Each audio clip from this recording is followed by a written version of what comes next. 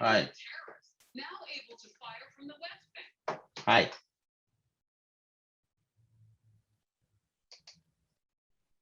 Hello? Hi. I gotta turn my volume up.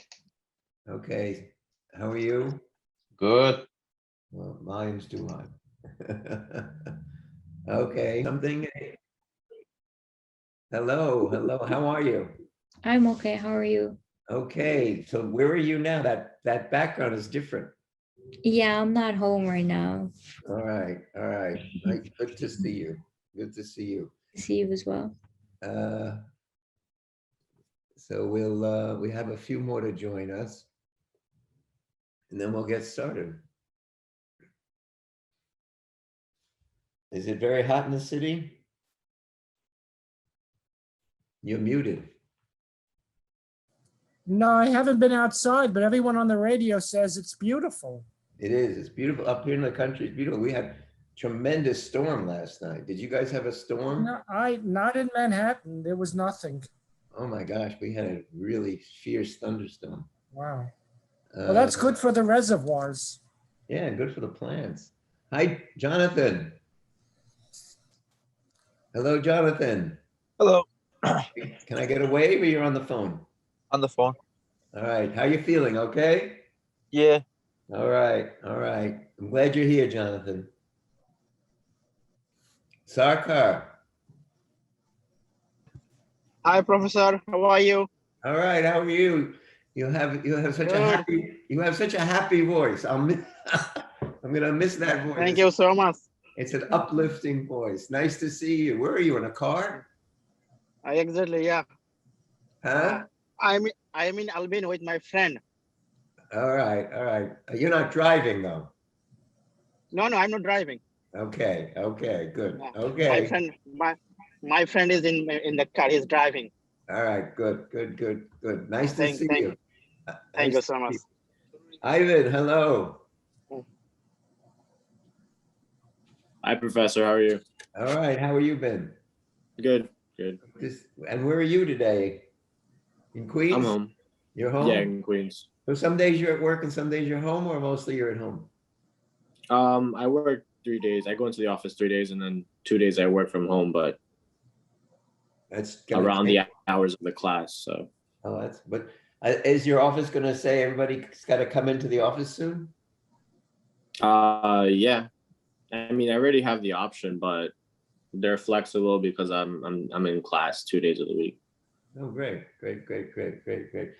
I'm not sure what's going to happen at LaGuardia, but I think there's going to be choice in September as well. Or I know they're not going to let anybody in the building who hasn't been vaccinated. They've sort of made that right. clear. And I don't know how the rest they're going to figure it out over the summer and let us all know. But Weinstein and I are itching to get back. we want to have. Yeah, it's not the same. It's not the same at all. Yeah, we want to have lunch at the Van Dam Diner, see real students, and let you know that I'm really not this small. Get blueberry muffins, all that. Yeah. Okay, nice to see you. Nice to see you too. Louis. Hello, Professor. Hello, let me get a wave. I'm waving, but no camera. No camera. Okay, glad you're here. You feeling okay? Yeah, I'm feeling good. Good. Brian. Hey, Brian. Richard. I'm gonna miss this class. You and me both. I mean, you all get me through COVID. I'll tell you that. It's gonna be lonely in 2 weeks. Don't say that. All right, you promised to keep in touch, right? Yeah, absolutely. Right. You got my email. All right, and all of you got to come by in September if we're in person. I got to see you all. I mean, I'm coming back. I'm definitely going in September.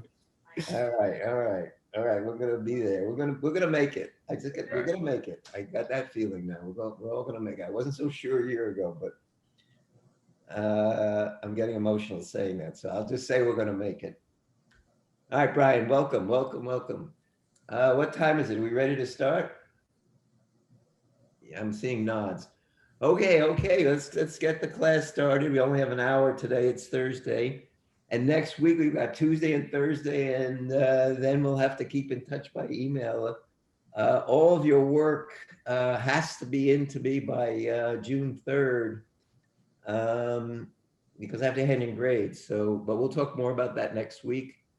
But we want to start the class with some statement about manufacturing in Queens and manufacturing, particularly in New York City, but especially in Queens. And Professor Weinstein has prepared a few of his favorite images and a little bit to say about manufacturing. So I'll turn it over to you. Okay, Oleg, could you please share the screen showing one photograph at a time? Could you possibly make it larger? Oh.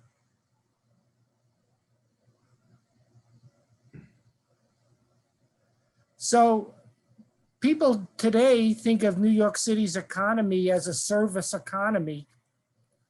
But in the 19th, late 19th, and throughout most of the 20th century, it was the leading manufacturing center of the nation.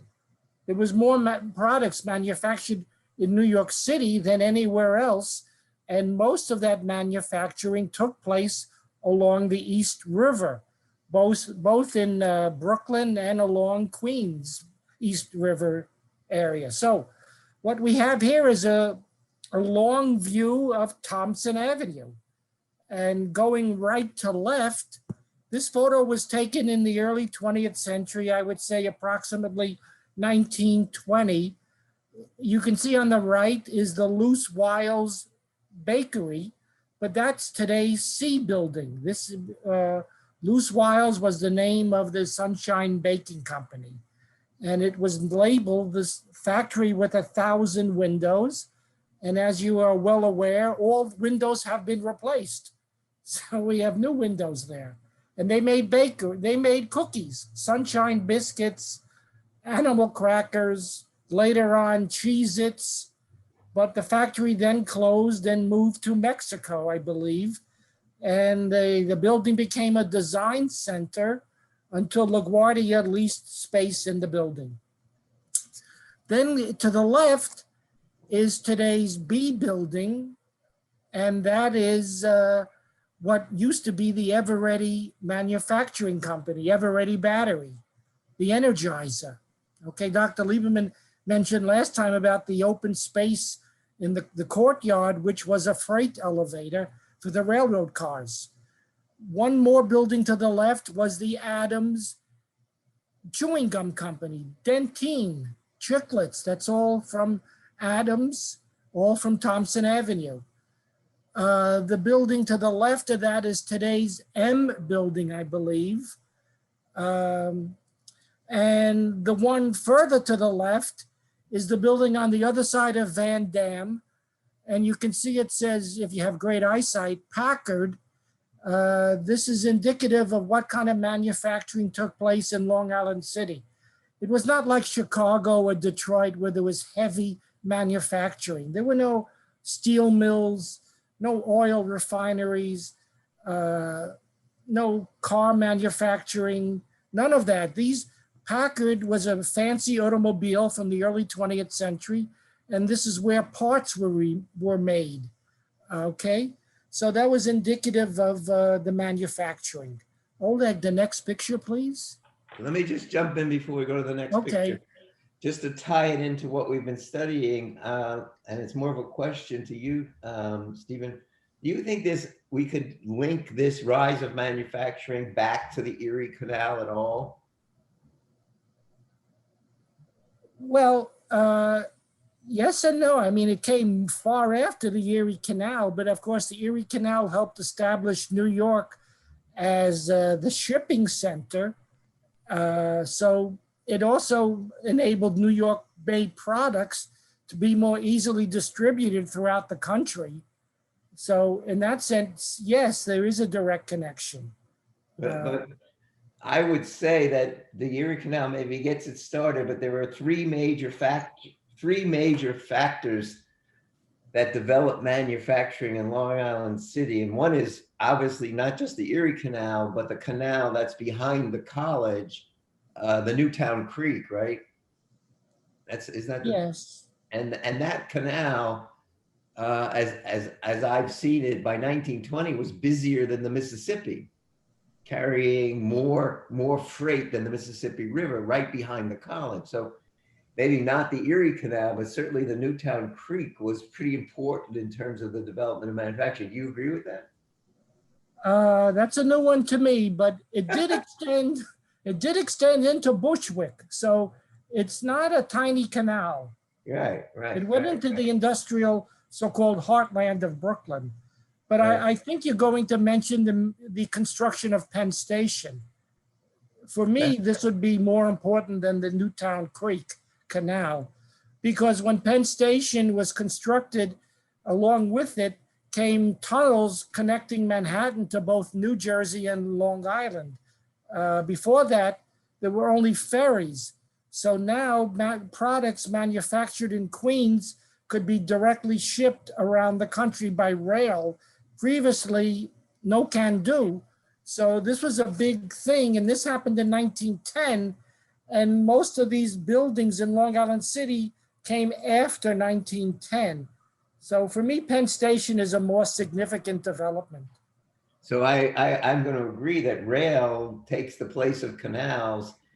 And to this day, if we were there, I could take you all to go to the back of the building. We could see the rail lines still popping out from the pavement. I see you shaking your head, so you agree with Yeah, me. I used to go looking for them. And the rail lines, as we were both pointing out, would come right into the buildings. I mean, it was rail lines, so you could put your product there or take, raw material and then ship it anywhere in the world. So that was a major. But another rail that was so important for manufacturing in Long Island City was the number 7 line, because with the number 7 line, you could bring workers to these factories. You agree with Right. that? I see you shaking your head. Yes, So you- definitely. But you remember the number 7 line opened in 1917. So this created a boom through the 1920s. And not only was Long Island City dependent upon manufacturing, was also a very large storage warehouse area. So Manhattan-based department stores had their warehouses in Long Island City, like Bloomingdale's on the other side of the Long Island Railroad, which is today occupied by NYCHA, and Macy's, and along Queens Boulevard, a famous 19th century company, Ridley's, is still there. The building is still there just beyond 35th Street, I believe.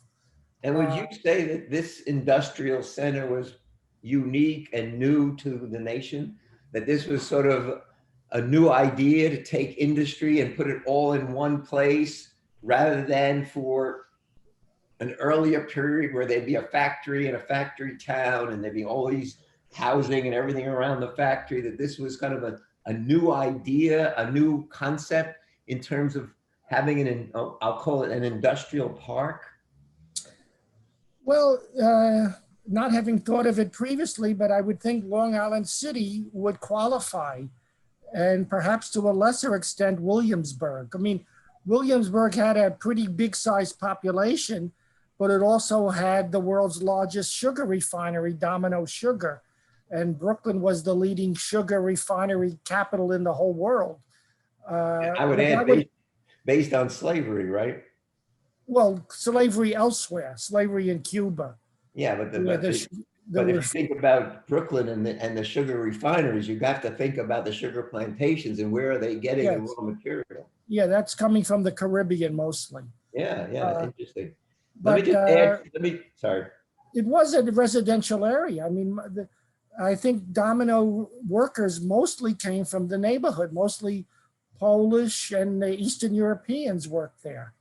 Yeah, I would say that the creation of these industrial parks also enabled manufacturers to hide pollution. I think that if you had a factory in the middle of a neighborhood and you woke up in the morning and you were smelling all of these smells from the factory, you're much more aware of pollution than what this was doing, which was kind of putting all of the manufacturing in one area and away from the residential area. So I think whether intentional or, yeah, go ahead. I was just going to say this area along Thompson was part of what we know as the Degnon Terminal. And yes, that was an early industrial park. Yeah, and Uh, also what I'm saying is Yeah. that in terms of our concern about the environment, this was a way for the owners of manufacturing to get away with pollution because you wouldn't have the neighborhood complaining, that everybody's getting rashes or everybody is dying of, just dying from the smoke or something. It was a way to hide it. I mean, Exactly. Well, that's certainly true. I'm Yeah. putting that forward. Yeah, because the Newtown Creek we know is a Superfund site, and that didn't happen because of fishing. Yeah, right. Just to add to what you're saying, the main building was the home of the White Motor Company, and like Packard, they also were involved in parts and repairing the trucks. The white truck is still around. If you look at some of the trucks on the streets today, you'll see the name, and it's a very prestigious. Like Packard, it remains a very prestigious truck. If you're going to buy a truck, white trucks are very expensive and very prestigious. Yeah. All right, I'll let you go to the next slide. Okay, Oleg, please, the next photo. 1 second. Next photo. Oh, It's gone. I have something. 1 second. Okay. And sure.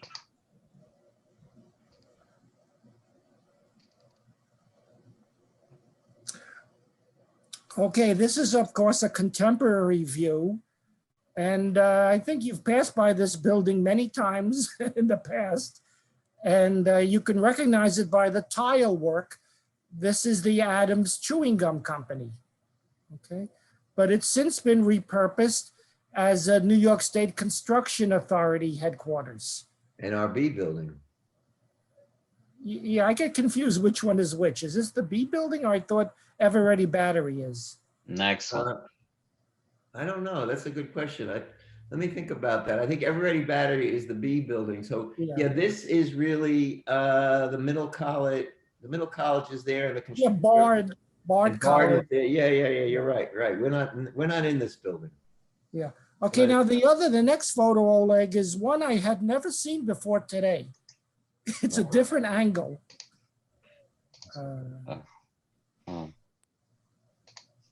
What? And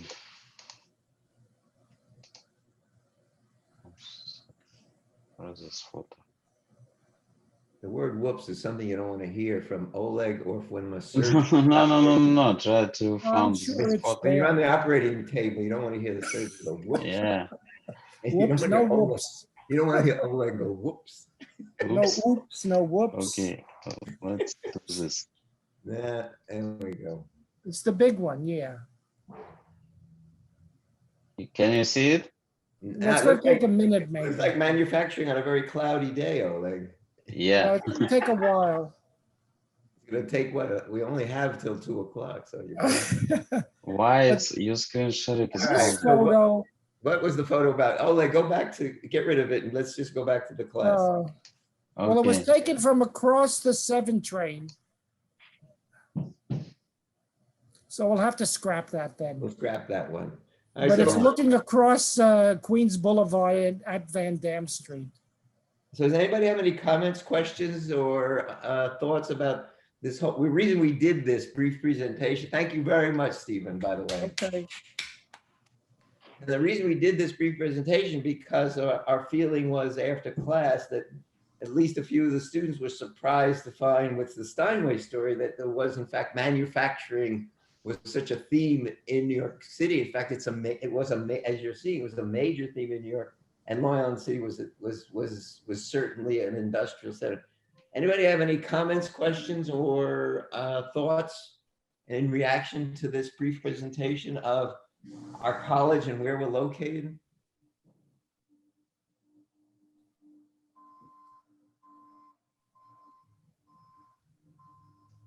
All right, quiet means no thoughts, or I'll wait another minute, not a minute. Okay, so Stephen, thank you, thank you, thank you. And what we wanted to do now was both Stephen and I thought that there was a little bit of a confusion about the Steinway book and who wrote that book.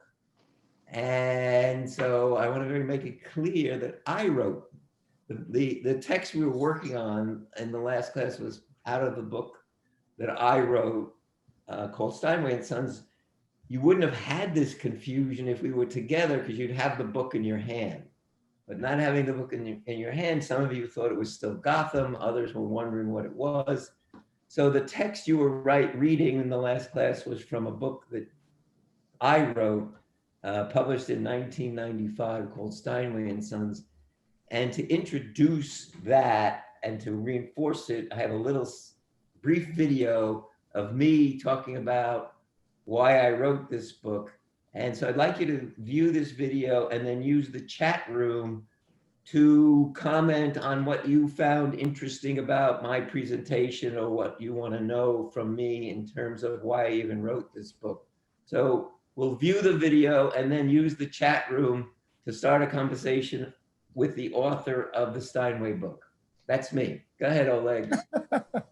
Why did I get interested in a piano company in Queens when I'm a kid from Brooklyn? And I live in Manhattan, so how did I get to Queens? Well, I started teaching at LaGuardia in 1972, and being trained as an urban historian, all we knew about was Manhattan. And I get to LaGuardia Community College, and I start teaching history of New York, and my students say, what about Queens? You know, when do we start learning about Queens? And I knew nothing about Queens. So I divided them up into research teams, and I said, we're going to study our neighborhoods. And they started coming in with stories about Ridgewood and about Jamaica and about Forest Hills, and I'd only heard of these places. I knew nothing about them. And then they started coming in with stories about piano makers, and that there's a piano factory. And I said, what?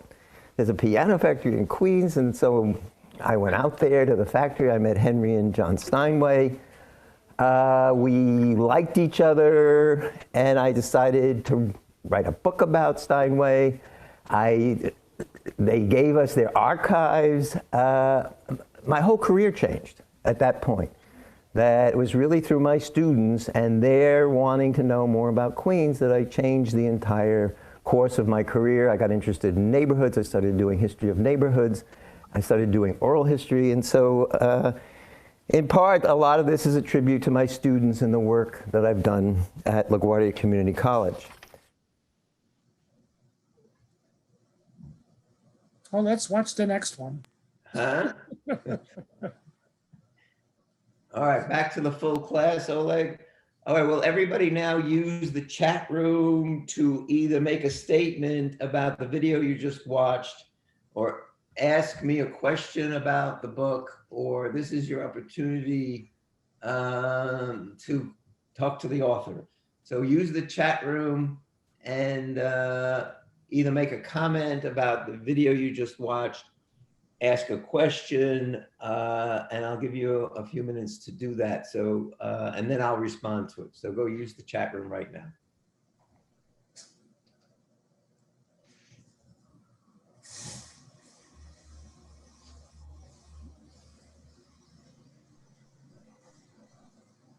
Weinstein, do you have a question? Stephen? Stephen, do you have a question? No, I was just joking to myself that if the college had been located in Corona, you might have written about Tiffany. Well, you know, I did write about Tiffany because a member of the Tiffany family worked for Steinway and was designing art case piano. So Tiffany does get in, Louis Comfort Tiffany does get into my story, but not because of the Tiffany lamps. And later, the most interesting part about the Tiffany factory was the number of women that were working there. Mm. There was a major exhibit about it at New York Historical, and the research showed that the great Tiffany lamps were all made by women. I didn't know that. Oh, well, see that? You got to take my course. Yeah. Oleg, have you ever wanted to ask me a question about Steinway, about my book, about why I got interested? Oh, Huh? actually, yeah. Why? Well, as I said in that video, because of my students and because of the class, this class that I was teaching in the 1970s, and the students pushing me beyond Manhattan. Most histories of New York are about Manhattan, maybe a little bit about Brooklyn, but nobody writes about Queens. So I came out of graduate school knowing nothing about Queens. And there I was teaching in Long Island City. So it was really my students who said, look, we want to know more about Queens. And that's sort of led me, as I said in the video, to the Steinway story. Why Steinway? Because first of all, I was fascinated by the fact that this prestigious company was in Queens. You know, you think of the great piano, you don't think of it in Queens, right near the college. My sister played on a Steinway that was bought by my grandmother for my mother in 1931. Wow. So I had a little bit of a personal connection to it. And I was reading a book at the time about skilled workers, glass makers of Carmaux in France. And it was all about workers. And you know that book, Stephen? No, it sounds vaguely familiar. Yeah, Joan, what's Joan's last name? It became Z. Davis? No. Maybe. It became a famous book because for the first time in doing the history of manufacturing, it wasn't a biography of the factory, it was really included the workers. And I wanted to write a book that included the workers. So here I had these workers, these skilled workers. I had community, and it was down this, near the college. And then I went over there, and it was amazing. I mean, this class usually does a field trip. We usually go over there. So once you go over there, it's an amazing story. How'd I do, Oleg? Did you get your answer? Yep. Okay. Nice. All right, let's look at the questions. From Joseph, I'm an icon. Okay. I'm gonna read that every night before I go to sleep. All right, Pedro, since we can ask questions about the book, what motivated you to write it? Well, I just sort of said some of that. There's pressure on you when you're a college professor to write a book. I mean, once you're there and there's pressure on you as a college professor to write a book. So I felt the pressure to write a book. And as I said in that video, my students led me to Queens, and then they were coming in with stories about retired piano workers. And I got fascinated by it. And then I went over to the factory, and boy, I mean, it just blew me away. It was so beautiful watching them make pianos. And in non-COVID times, I would take you all over there. This class has one Tuesday where we would go to the factory. And I wanted to write about workers, skilled workers. And then I met the grandchildren of the owners of Steinway, and they were very cooperative and friendly, and they gave me access to their archives. So I had access to letters and diaries. So it all kind of fell in my lap that I really could write this book. Louis, it's really amazing how places we are familiar with, like LaGuardia and such, used to be something else entirely, like LaGuardia originally having manufactured. Yes, great, Louis.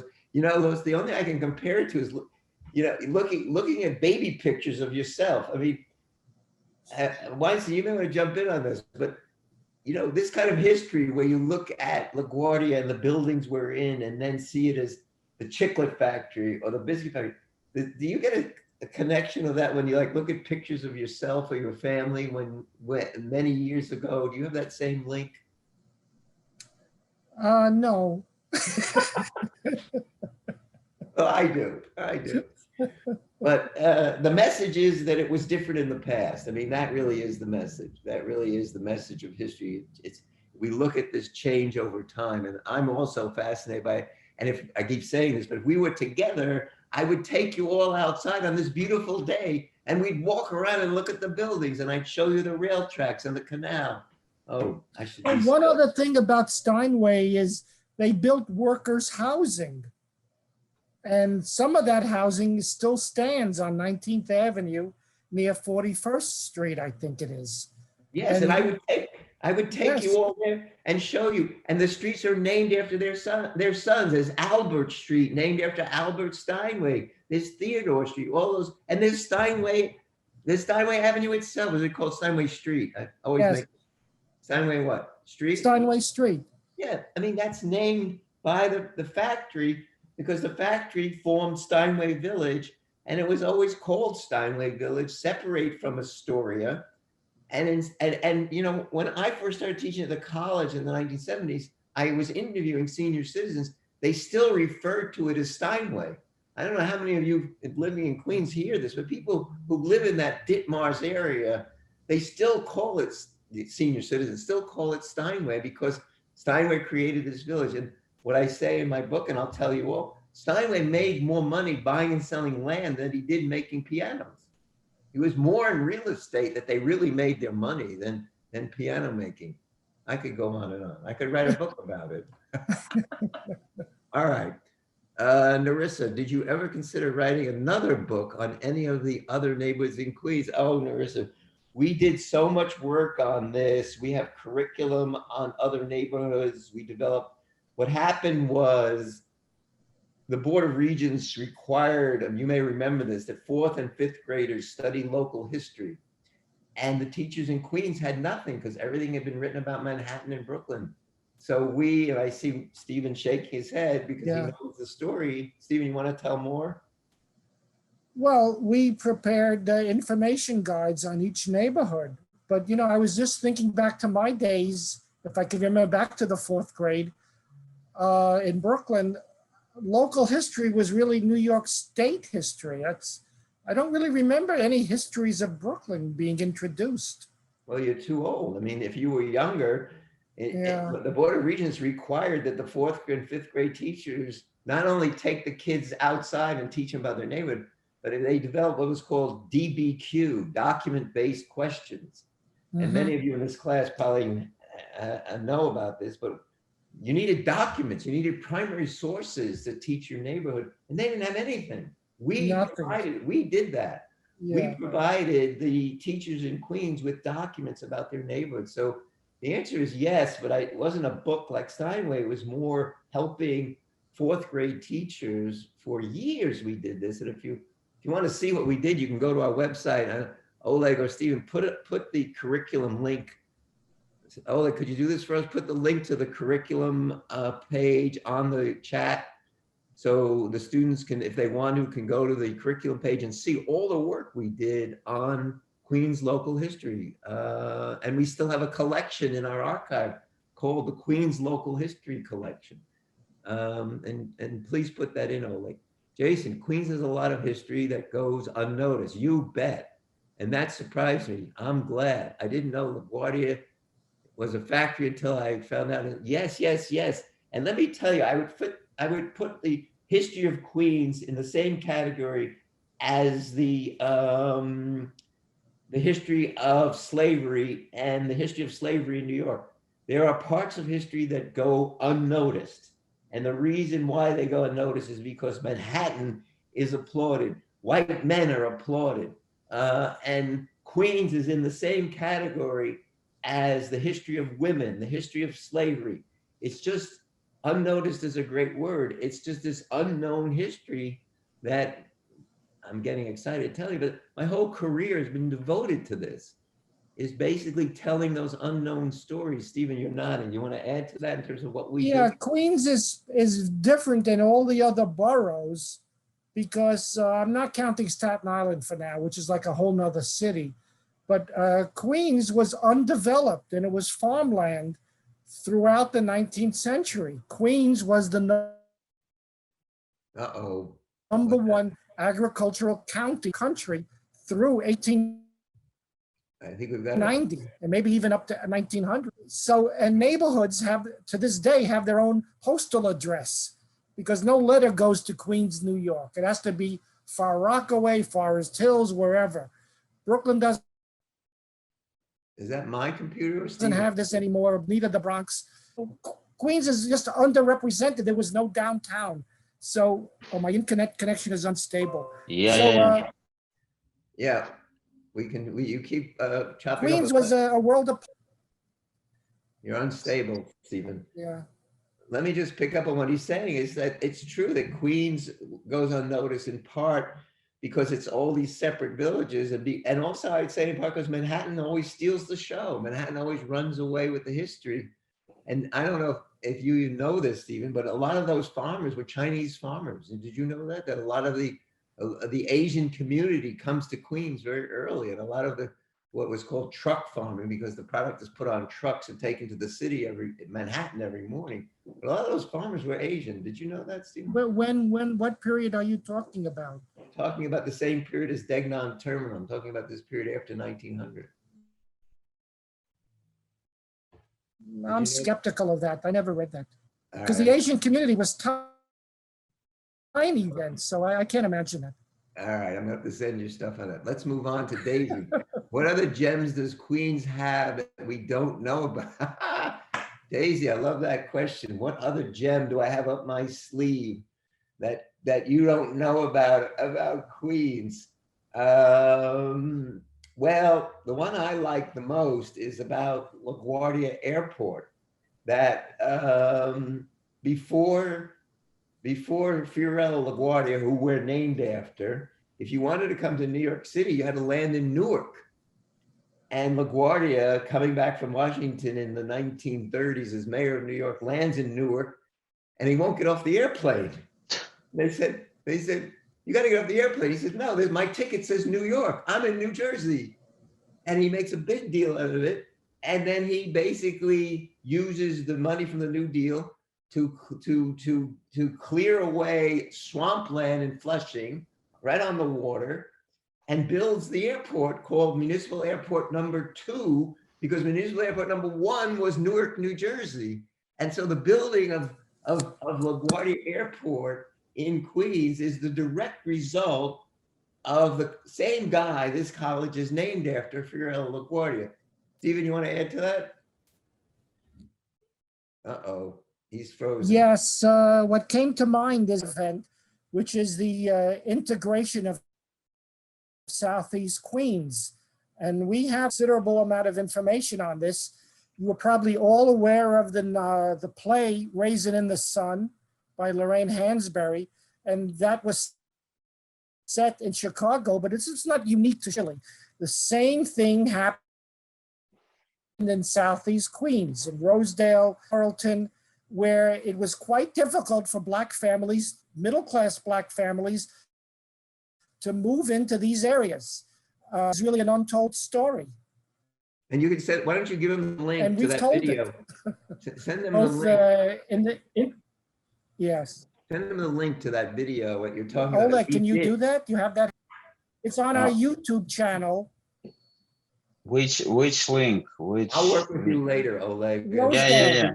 Remind me to send the class the link to the Raisin in the Sun YouTube. Raisin in the Sun. Yeah, on our YouTube channel. Let me move on. Arba. This is a very important history of Queens. Yes. Oleg, please find it and send it to everybody. It's not a happy story, but it's very important. I think it's a great point. And Daisy, particularly send it to Daisy. Stephen, send it particularly to Daisy who asked that question. Arbaz, what is the hardest part about writing a book? The hardest part writing a book is sitting down at your desk and writing. You all know this is the hardest part. Once you're sitting down and writing, you're okay. But you have so many excuses. Everybody's probably shaking their head. If we were all in person, we'd all be nodding. There's so many excuses to not do your work, right? Oh, I got to do this. Oh, I got to do this. Yeah. No, I'm hungry. No, I got to have some peanut butter. No, I got to take it. I mean, the hardest part, Arbaz, is getting yourself down and sitting there and doing it. And so what I did is I had this little book and I said to myself, I got to put in 4 hours a day writing. And I would log in. I don't know if Steve ever told you this story, but I would actually log in like I was punching a clock. I'd write the time. And whenever I would stand up to leave the work, I'd write it down. And then at the end of the day, I would see how much time I spent. And in a way, it was sort of organizing me and showing me that, you haven't done your 4 hours. And to this day, my wife says to me, oh, I remember those days when you were writing the Steinway book, your 4 hours, because I would take it on vacation. I mean, Tiffany, it goes back to what we were talking about earlier. It really did invade my life. And our son was born at the time. And it was really it was the discipline, Arbaz, of getting yourself to sit down and do the work and being honest about it. And the way I did it I was like to, I think the hardest part about writing a book is psychological. It's not really the work itself. yeah. It's all the other issues that come up, feelings of guilt, loneliness, unworth. No, Not that's true. gonna- It's very true. I'm writing another book now about Senator Wagner, and I took a sabbatical, and I got very lonely towards the end of it Yeah. because the whole writing is alone. You're all by yourself, and it got very lonely. And I came back and decided that I wasn't really the personality to be a full-time writer. It was nice to do, but it's very lonely. Yeah. Sarkar should include Asian culture and history. Yes. We should include Asian culture in the history. Hello? Hello?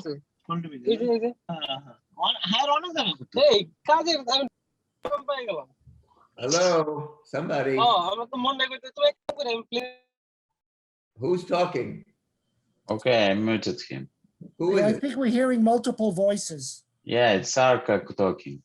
Sarkar, well, let him talk. Sarkar, do you want to say something? No, he's talking on phone. Oh, he's on the phone. Okay. We do include in our fourth grade curriculum, we have one about Queens. We have two about Queens that talks about the immigrant experience in Queens. And Oleg or Stephen, if you could send that out, that would be great. And I'll have to tell you, Sarkar, that because of our work, I don't know, Stephen, if you know this story, but because of the work we did with community history in Queens, we were the model for the creation of the Museum of Chinese in America that exists now in Manhattan. That Jack Chen, who created the Museum of the Chinese in America in Manhattan, was a close friend of mine. And he worked and he watched what we were doing in Queens and said, I want to do that for the Chinese and Asian community in Manhattan. And we gave Jack all of the spirit and helped him raise the money to really create the Museum of Chinese in America called MoCA. Is it, I forget the Yes. MO. Yeah, MoCA. And when he opened it up, I used to take my classes there to give him an initial audience of students. So Sarkar, yes. Very important question and a very important part of the Thank work. you. Thank you, Professor. You're welcome. You're But, welcome. one thing to add, I think, is that this is still an untapped resource. This history has not been told, probably because it's still so young, so recent. The greatest immigration only occurred after 1965. So I think it's up to this current generation to write the history. Yeah, but I think that I was part of a group of scholars coming out of the 1960s that really wanted to change the nature of the way history is approached. And it was called the New Social History. And so there was a whole group of us. We formed a group called MARHO, which was the Mid-Atlantic Radical Historians and organization. And through that, we were doing this kind of work. And I got to tell you, in the beginning, in the 1970s, we were condemned.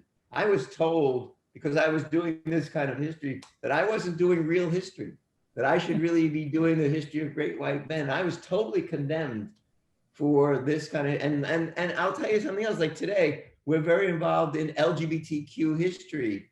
And I couldn't have done this type of history of LGBTQ 20 years ago. I couldn't have done it. I would have been fired, I think. I would have been really, I would have gotten a lot of pushback. But we are very involved. The archive is very involved. And our group is very involved in telling these unknown stories which should be known. And they're only unknown because there was discrimination and bigotry against these groups. Stephen, you want to add to that? I think you're frozen. No, only that I have said with you. Only at what? Just that I agree with you 100%.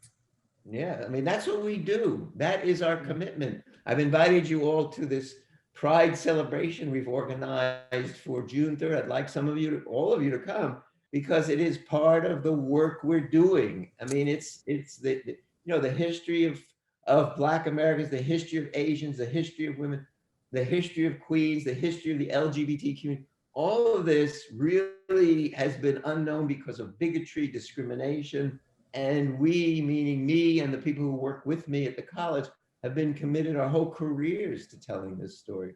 That's my passion. All right, anybody else want to say anything? You can unmute yourself and say anything before we move. We have 15 minutes left, and we really wanted, Steve and I really wanted to show you how two historians look at a document, and it's the Steinway letter. So anybody want to say anything?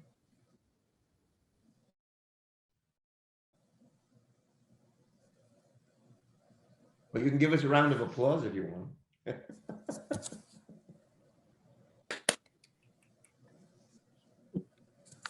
Thank you, thank you, thank you, thank you, thank you, thank you, thank you, thank you.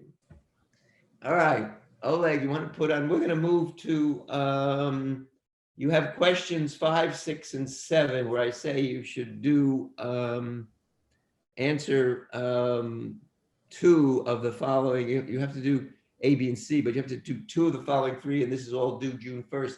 So Weinstein and I want to show you, through looking at this letter that was written from Henry and Charles Steinway to C.F. Theodore, exactly sort of what we do in bringing a primary source into history, into being an interpretation, which I then do on page 15 and 16 of my book. So the name of what we're about to do, what I want to say to you is this is where history comes from.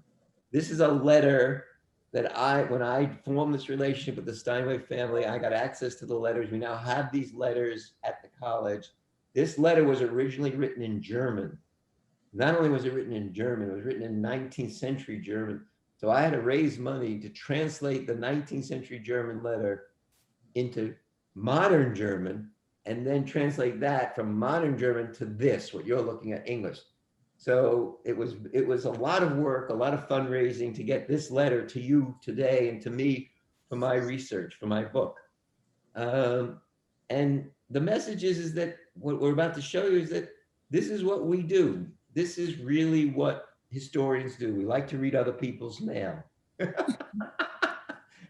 That's what we like to do. So Oleg, if you can make this larger, all right, because I can't see it that well.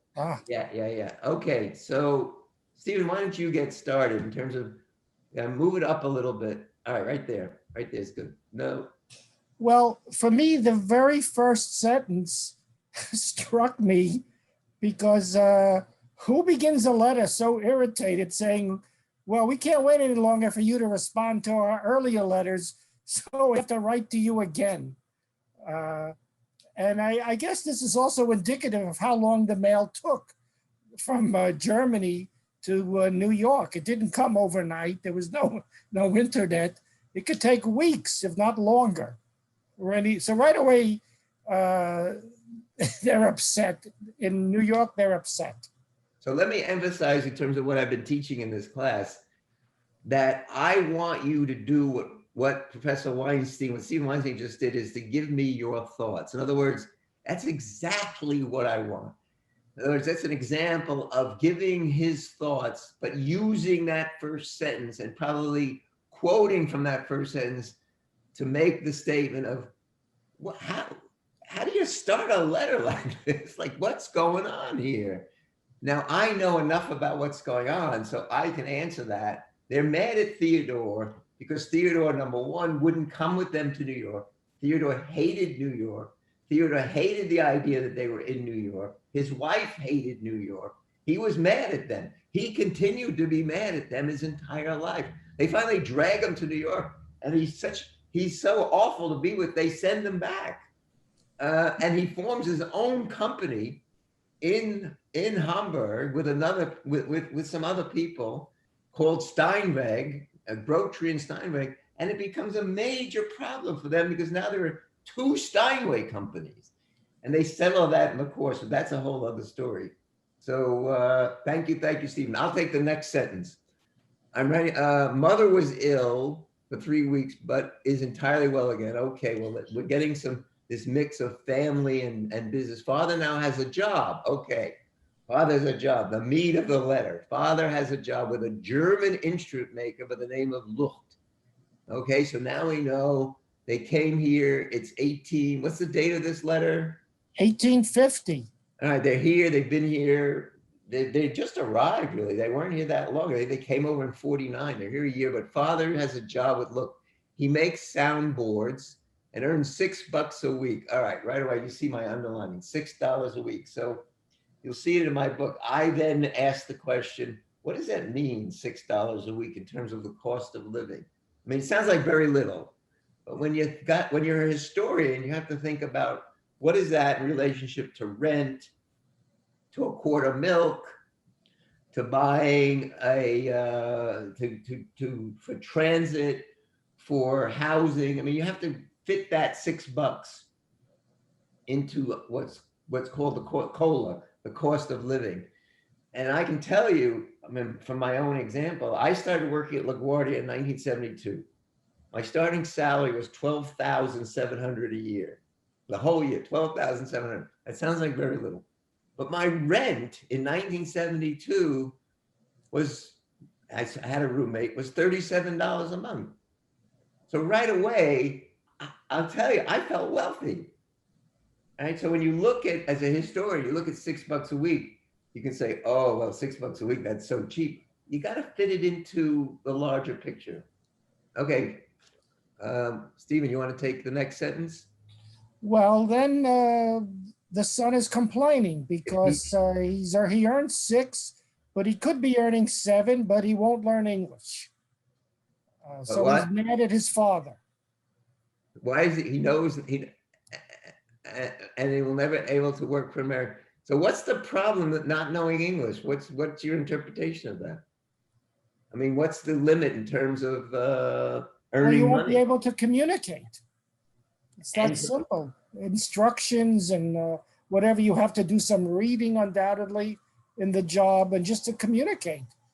But German was very widely spoken in New York then. So the father felt it's too much for me to learn a new language. I'm no youngster. I can survive just with German. And by the way, the father, Heinrich Steinway, was illiterate in German as well. He couldn't read or write German. He couldn't read or write English. All he could do was he could talk to people in German. But he signed the early documents we have in the archive. There's an X. He can't even sign his name. The founder of Steinway and Sons could not sign his name. That's an amazing thing to say, right? Right. All right, I'll take the next sentence. I'm working for Basso, and there's a question mark because I don't know what that means.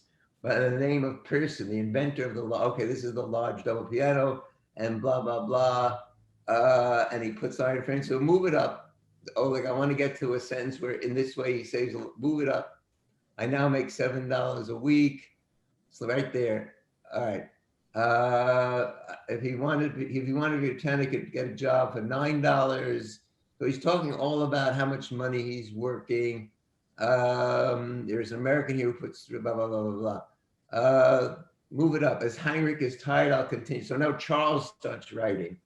And he's working for another company. And first I was supposed to make a contract for 3 years, but I did not want that. And so I committed myself for 1 year at $3 a week. So he's earning less than the father. So we all work in different factories, yet close by from each other. So the word factory, I had to look into as a historian.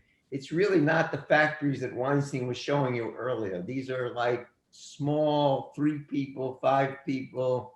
These are really small factories. He calls it a factory, but it's not not like, the Chiclet factory or Eveready battery. And we all work here in different factories. You get close by from each other.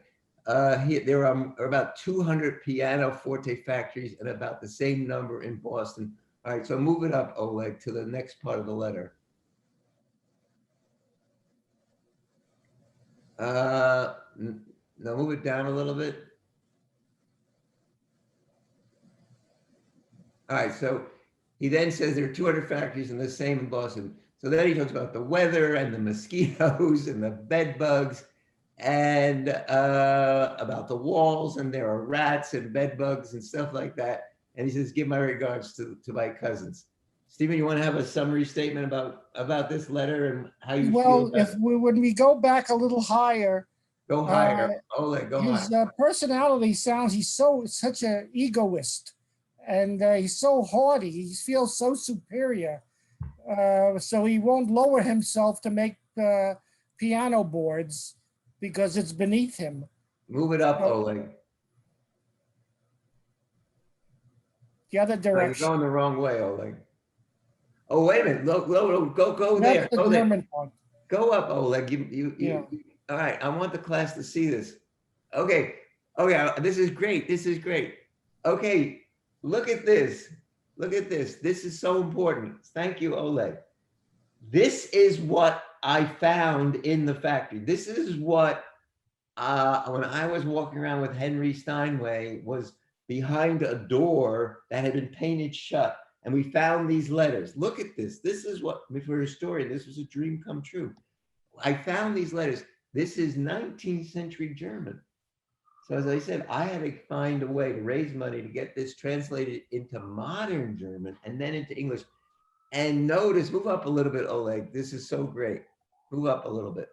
I'm going like this, hoping, move up more. Okay, stop. Can you make it larger? Because I really want the class to see this. Make it a little larger. All right, you see this, what he does? All right, move it over. Okay, you see these drawings? You see these drawings? I love this.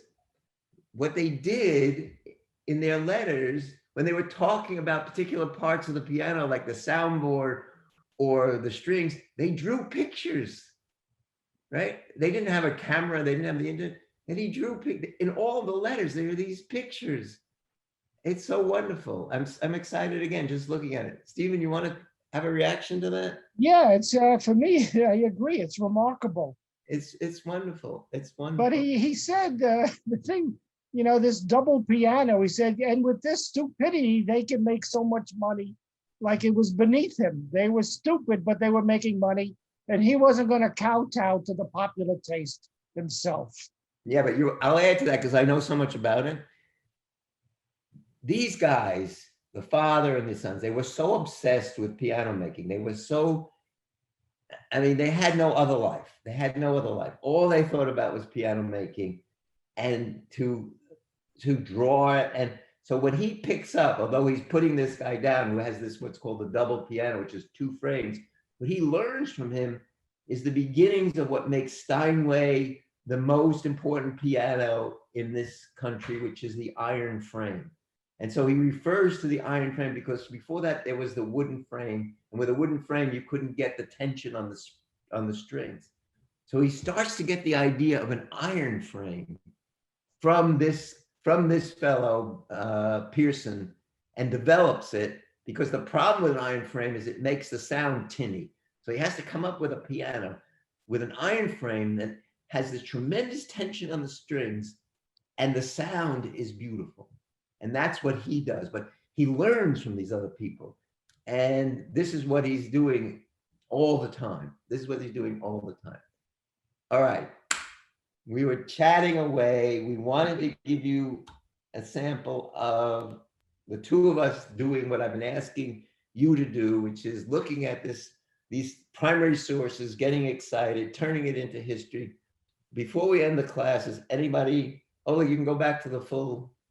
Does anybody have any questions for us? Because we've sort of run out of time. Does anybody have any questions for us in terms of answering these question 5, 6, and 7? You have to do 2 of them by June 1st, or any questions at all to these 2 historians. Professor, Yes. I have question about the question number 3. That why did Steinway write in their letters home, the page number 14? But after reading the page number 14, I did not get the sufficient answer of this question. So what's your question? Why did the letters survive, or what was your question? No, it's number 3A. Oh, 3A. 3A. No, Yeah. no, it's 5, 6, and 7 are about the letters. Let me look at 3A. All right, 3A. What lies did Steinway write in their letters home? Yeah, exactly. Yeah. Yeah, that's based on page 14 of my book. That's not in this particular letter. Uh, Sorry for the confusion, but question 5, 6, and 7 are based on this letter. okay. Okay. All right. Anybody else have questions? No, so now my question is that this is not on this. The answer of this question is not on page number 14. So how I can answer this question? Say that again. What? Question 3. Exactly. 3A. 3A. You can answer it. You have to reach page 14. It's in handout. What's the handout for the pages that I wrote? Is it it's Is that 17A. 17A? 17A. You have to reach page 14, Sarkar. And if you still have problems, please email me and I'll help you. Okay? You got to read page 14. Other questions or comments about anything that happened today or last class? Today is our last class. No. I mean the class before. This is not. Oh, I'm sorry to scare you. Sorry to. I'm sorry. All right. I had a lot of fun working on this. I hope you enjoyed our presentation. It's a different kind of class than we usually have. But we put this together to give you kind of a sample of what we do and for you to see us having a good time with history. So enjoy yourselves. Have a good weekend. Stay healthy. And I'll see you all. Meissen, do you want to have a summary statement? Well, just remember, Monday is Memorial Day. Yes. And I always think about my grandfather who served 40 years in the Navy. And on every Memorial Day, he would go and march in the parade with all his medals. And I would admire him so much. Sarkar, you better mute yourself.